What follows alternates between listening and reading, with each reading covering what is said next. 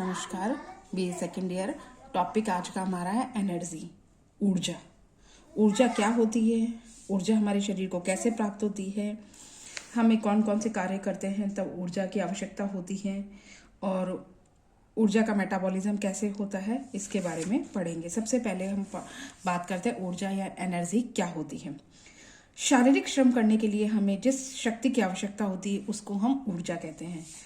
मानव शरीर में यह ऊर्जा हमें भोजन से, डाइट से प्राप्त होती है।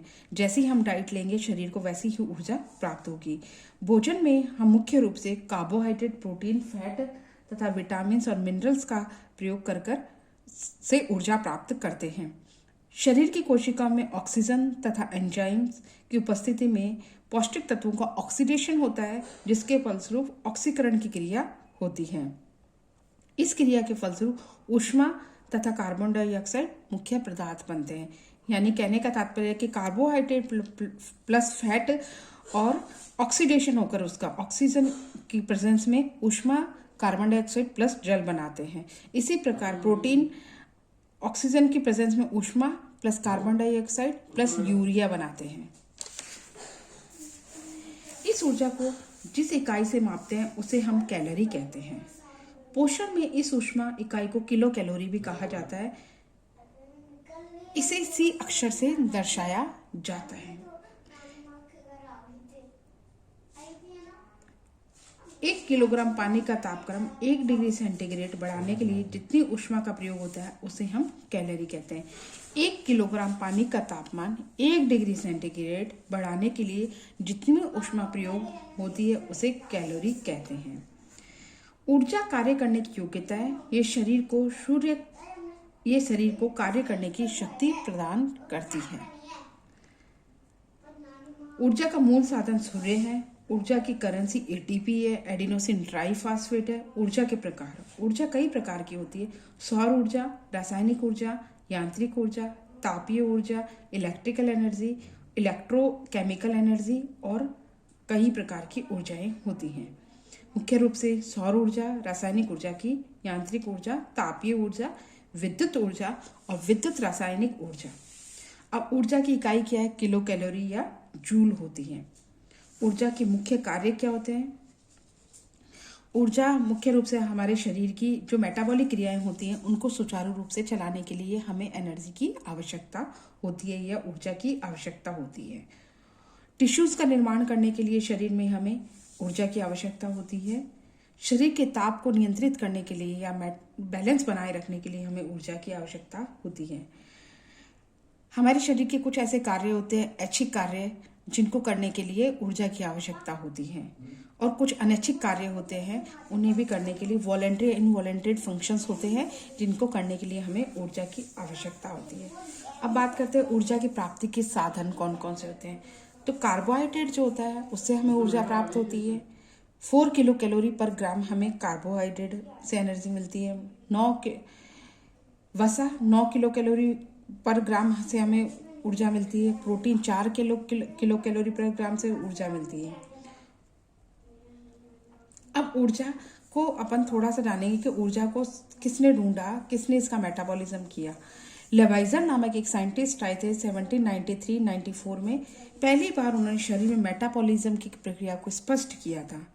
उन्होंने बताया कि पोषण विज्ञान का महत्वपूर्ण स्थान है। उसके बाद आए लेबिंग नामक साइंटिस्ट, जिन्होंने शरीर में जलने वाले पदार्थों से यानी कार्बोहाइड्रेट, प्रोटीन और फैट, इनसे हमें ऊर्जा प्राप्त होती है, ये बताया। उसके बाद वॉट नामक वैज्ञानिक आए, जिन्होंने बताया कि मांसपेशियों के व्यायाम से प्रोटीन का मेटाबॉलिज्म नहीं होता है। फिर रबना राय ने बताया कि भोज्य पदार्थों के शक्ति मूल्य का निर्धारण किया जाता है। इस प्रकार अलग अलग साइंटिस्ट आए जिन्होंने इनके बारे में बताया कि हमें कार्बोहाइड्रेट, प्रोटीन, फैट से ऊर्जा प्राप्त होती है। अब आता है इसका मेटाबॉलिज्म। मेटाबॉलिज्म 2 प्रकार से होता है इसका। सबसे पहले तो बात करते हैं मेटाबॉलिज्म होता क्या है। शरीर में भोज्य पदार्थों के टूटने तथा नए पदार्थों के निर्माण करने की क्रिया को हम मिले जुले रूप में हम क्या बोलते हैं? चयापचय बोलते हैं या मेटाबॉलिज्म बोलते हैं। वापस से बात करते हैं। शरीर में भोज्य पदार्थों के टूटने और नए पदार्थों के निर्माण की क्रिया को सम्मिलित रूप से मेटाबॉलिज्म कहते हैं। अब मेटाबॉलिज्म भी दो प्रक्रियाएं होती हैं। एक तो होती है अपचय, अपचय को हम बोलते हैं कैटाबॉलिज्म। दूसरी होती है उपचय, इसको हम बोलते हैं एनाबॉलिज्म। सबसे पहले बात करते हैं हम कैटाबॉलिज्म की। भोज्य पदार्थों के टूटने और विभक्त होने की क्रिया, जिसके फलस्वरूप भोज्य पदार्थ अपने सरलतम रूप में टूट जाता है, उसे बोलते हैं कैटाबॉलिज्म। मतलब भोजन जब टूटने की प्रक्रिया टूटती है तो बहुत सरल रूप में टूटती है, तो उसको बोलते हैं कैटाबॉलिज्म।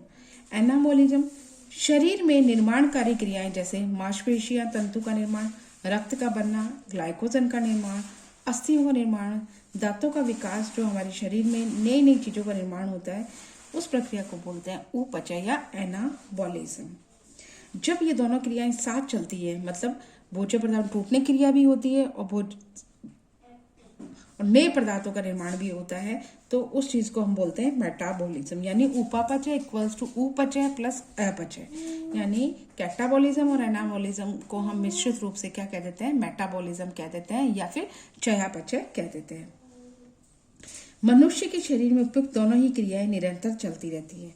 शारीरिक वृद्धि के समय उपचय क्रियाएं अधिक होती हैं तथा वृद्धावस्था में अपचय क्रिया अधिक होती है, क्योंकि इस अवस्था में शरीर के तंतुओं, कोशों एवं ऊतकों का क्षय अधिक होता है। शिशुअवस्था में 1 से 2 वर्ष की अवस्था उपचय की क्रिया सर्वाधिक होती है। बाल्यावस्था एवं किशोरावस्था में भी उपचय की क्रिया अधिक होती है। प्रौढ़ावस्था में अपचय उपचय की क्रिया लगभग बराबर होती है। अतः मेटाबॉलिज्म शरीर के कोशों के भीतर होने वाला वह रासायनिक परिवर्तन है जो कोशों में निरंतर होता रहता है। इनमें से कुछ परिवर्तन शरीर की रचना एवं वृद्धि के लिए नितांत आवश्यक होते हैं तथा कुछ से ऊर्जा प्राप्त होती है। कोशों में होने वाले रासायनिक परिवर्तन में कई एंजाइम्स भाग लेते हैं। ऊर्जा उत्पादक भोज्य पदार्थ यानी कार्बोहाइड्रेट, प्रोटीन और फैट के ऑक्सीकरण से जल, कार्बन डाइऑक्साइड ऊर्जा प्राप्त होती है। यह ऊर्जा शरीर के विभिन्न क्रियाकलापों के संपादन हेतु उपयोग में ली जाती है।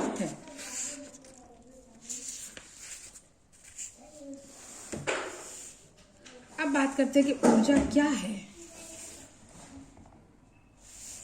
ऊर्जा, व्हाट इज एनर्जी, या एनर्जी होता क्या है। शारीरिक श्रम करने के लिए हमें जिस शक्ति की आवश्यकता होती है उसे हम ऊर्जा कहते हैं।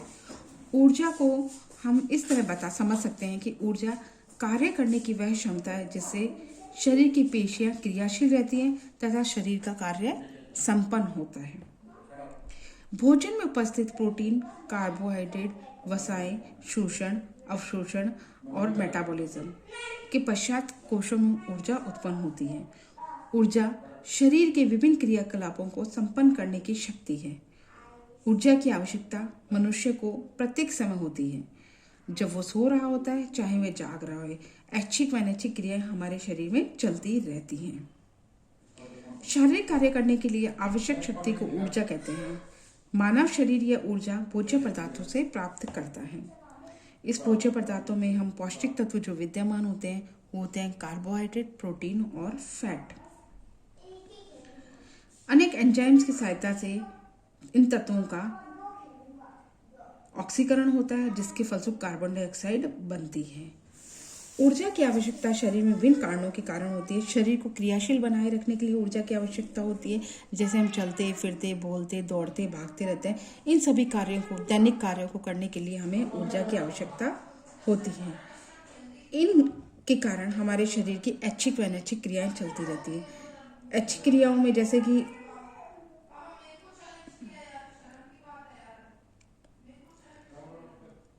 इन कार्यों में हम ऐच्छिक कार्य भी कह सकते हैं, क्योंकि इनमें हम अपनी इच्छा के अनुसार करते हैं। कुछ कार्य ऐसे होते हैं जो हम अपनी इच्छा के अनुसार नहीं करते, जैसे हृदय का धड़कना, रक्त परिवहन, सांस लेना, ग्रंथियों के कार्य, ये कार्य अपने आप चलते रहते हैं। और कुछ कार्य जो ऐसे होते हैं जो हम जानबूझकर करते हैं, चलते फिरते दौड़ते रहते हैं। ये कार्य होते हैं जिनमें भी ऊर्जा की आवश्यकता होती है। ऊर्जा की आवश्यकता हमको शरीर के तापमान को नियंत्रित रखने के लिए भी होती है। सर्दियों के दिनों में जबकि वातावरण का तापक्रम बहुत कम होता है, तो शरीर का तापमान बढ़ाने के लिए हमें ऊर्जा की आवश्यकता होती है। भोजन का पाचन, अवशोषण तथा शरीर द्वारा उपयोग में होने वाली क्रियाएं शरीर में होने वाली क्रियाओं में भी ऊर्जा की आवश्यकता होती है। ऐच्छिक कार्यों को करने के लिए, अनैच्छिक कार्यों को करने के लिए, शरीर का तापमान स्थिर रखने के लिए और पाचन, एब्जॉर्प्शन तथा आदि क्रियाओं को संपन्न करने के लिए शरीर के हमें ऊर्जा की आवश्यकता होती है। तो आज हमने नया टॉपिक लिया था ऊर्जा क्या होती है उसके बारे में पढ़ा। फिर ऊर्जा का मेटाबॉलिज्म कैसे होता है, उसमें एनाबॉलिज्म, कैटाबॉलिज्म के बारे में पढ़ा, क्या होता है कैटाबॉलिज्म, एनाबॉलिज्म, और ऊर्जा क्या है, व्हाट इज एनर्जी, इसके बारे में पढ़ा। इसमें हमने ऐच्छिक क्रियाओं और अनैच्छिक क्रियाओं दोनों के बारे में पढ़ा। कल हम लेंगे ऊर्जा का मापन कैसे किया जाता है।